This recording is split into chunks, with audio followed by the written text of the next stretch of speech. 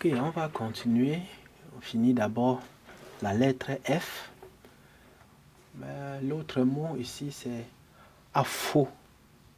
Afo. Ça veut dire une feuille, mais ça veut aussi dire le remède. Donc le mot afo signifie deux choses. Une feuille, c'est-à-dire comme une feuille de bananier, une feuille de macabo. Ça veut aussi dire remède. Le remède qu'on boit quand on est malade. Afo. Afem, ça c'est la tornade. Un vent très violent. Un vent qui souffre très violemment. On dit afem. Afem, un vent qui ravage tout sur son passage. On va maintenant... je ne sais pas pourquoi celui-ci est ici. En tout cas, Wung. Wung, c'est l'épervier. L'oiseau noir qu'on voit régulièrement autour de la maison. Wung. Mettons, il y a Wung. Bon, maintenant, on va au mot avec G. Rira. Ok. Ce que je vois ici, c'est que G, ce n'est pas vraiment... on n'utilise pas le ton je avec G. Je crois que c'est plutôt avec J. Donc, le G, c'est utilisé pour le son G. Rira. Donc, vous voyez ici, on dit rira, en fait, qui est le papillon. C'est rira. Nta. Oh non, non. Nta. Nta. Bon, je ne sais pas si... Je crois que c'est moi qui ai ajouté ces deux A. En fait, ça devait être, si on se base bien sur l'alphabet du professeur, c'est A avec une barre en haut. Nta. Nta. Le criquet. Un criquet. On va dans les H. Hameçon. Hoc. Hoc. Mais vous allez voir que c'est pratiquement un mot emprunté de l'anglais. Mais au village, c'est comme ça qu'on appelait la maison hoc. C'est le mot hoc aussi en anglais qui veut dire hameçon.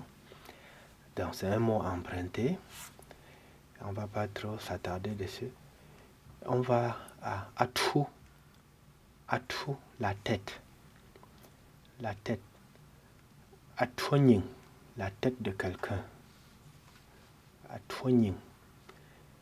Le prochain c'est atu. Atu, ça c'était atou. Maintenant, atu. Atu veut dire un bâton. Ça veut aussi dire un arbre. Donc, il n'y a pas de différence entre un bâton et un arbre en termes de yemba. On appelle tout ça atu. Atu. Et le prochain, c'est nze. C'est le chemin ou la route. Nze. Nzembaze. Le chemin de votre maison. Le chemin qui mène chez vous. Nzembaze. C'est mba, c'est la maison. Mbazé, votre maison. Asie, c'est l'étagère. C'est l'étagère, c'est là où on range les ustensiles de cuisine après les avoir lavés. Donc, on appelle Asie. Donc, ici en Occident, Asie serait, on considérerait les armoires où on range les assiettes comme Asie. Le prochain, c'est Inking. Inking, c'est un grenier. Le grenier, ça veut juste dire là où on garde les choses. Là où on garde, au village, c'était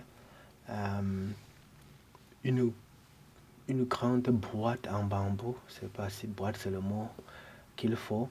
c'est un endroit qu'on avait réservé pour garder nos réserves, ce qu'on utilisait durant l'année. Et c'est là où on gardait aussi les semences pour la saison prochaine. On appelle inking. Inking. L'ipi, c'est le foie. Le foie qui est un organe de notre corps. On appelle l'ipi. Le prochain, c'est une damjan, joc. Joc.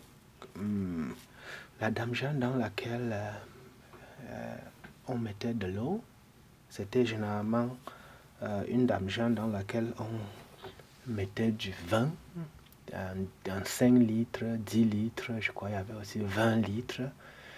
Mais après avoir bu cette boisson, on utilisait la damjan pour puiser de l'eau, pour collecter le vin raffia.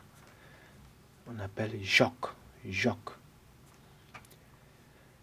Et azek, le balai, n'importe quel balai, moderne ou traditionnel, on appelle azek.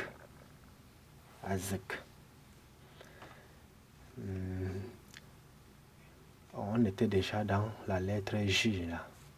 Okay. Injure, c'est voir. Si tu dis je, ça veut dire regarde. Donc, injure, c'est le verbe voir ou regarder. Injure un ballon. Injure pour les uns. Quand on dit injure un ballon, ça veut dire voir un match de football. Mais match de football, on réduit ça à un ballon. Un ballon lui-même qui veut dire ballon, bien sûr. Injure pour maintenant. Voir les gens. Avec la lettre K. Éco, l'échelle. L'échelle qu'on utilise pour aller en hauteur, pour aller à des étages supérieurs. Éco. Donc, les escaliers, de façon traditionnelle, on peut appeler éco, mais on a emprunté le mot tape pour appeler escalier. Mais normalement, en notre langue, les escaliers ou tout ce qui aide à monter à un niveau supérieur, c'est éco, l'échelle. La tasse, quap, comme une tasse pour boire du café, pour boire du thé ou pour boire de l'eau. Et ça, ce n'est pas le verre, c'est la tasse. À quap. Quapnse. Quand on dit quapnse, ça veut dire une tasse d'eau. Le prochain, c'est nkan. Nkan, c'est le canari. Pour ceux qui sont nés en Occident, c'est très difficile d'illustrer ça. Le canari c'était comme une marmite fabriquée avec de l'argile. Oui, nkan, c'était un petit pot en argile. On appelait le canari. Il pouvait être petit comme grand. Akwe, l'os. Comme akwe kuna. Akwe kuna, l'os du cochon ou l'os du porc. Akwe. Le prochain, c'est api. Api, c'est-à-dire la charge, ce que tu portes sur ta tête. Api. Mais il y a aussi un autre mot très très proche qui était api. Donc on ne met pas l'accent parce qu'il n'y a pas le son E à la fin. Quand on dit api, c'est le totem. C'est le totem. Vous savez qu'au village, on croyait ou on croit toujours qu'un homme peut avoir un totem qui est cet homme-là qui vit quelque part sous la forme d'un animal. On dit api. Api ning, le totem de quelqu'un. Ning, c'est quelqu'un. Mais dans ce cas, on dit api. Api, avec E à la fin, c'est la charge. Atout, ça c'est une boîte. Atout. Atout au crayon. Atout au crayon, on peut me mine. La boîte des stylos et des crayons. En bas, c'est le pas. Le pas, c'est le coussin. Le coussin, vous voyez que pour porter une charge, on met toujours quelque chose de mou entre ta charge et ta tête pour adoucir le poids. C'est ce qu'on appelle le coussin. Le pas. Le pas. Le veau, 9. C'est-à-dire le chiffre 9. On peut un peu compter en disant 1, wamo, 2, mes pieds, 3, mes têtes, 4, le cou, 5, mes tas, 6, ntoko, 7, sambier, 8, le fa, 9, le veau, 10, le gum. Donc, le veau, ici, c'est 9. Alleux, la langue. Alleux, la langue d'un enfant. Alleux, mot. Mot, c'est l'enfant. Alleux, c'est la langue.